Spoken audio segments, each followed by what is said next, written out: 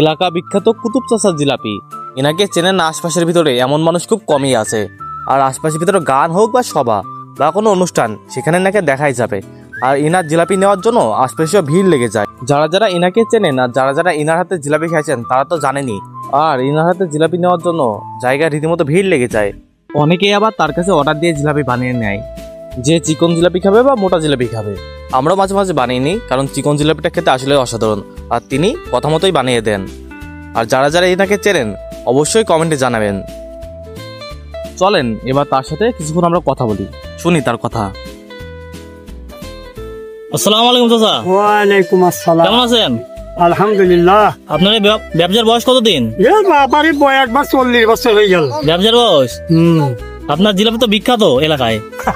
হ্যাঁ, তা বলতে পারবো না, নিজের গল্প নিজে করতে পারবো না। নিজে গল্প নিজে করতে পারবেন না?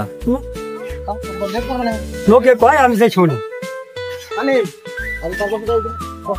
তো আশা করি সকলে ভালো থাকবেন। আল্লাহ হাফেজ।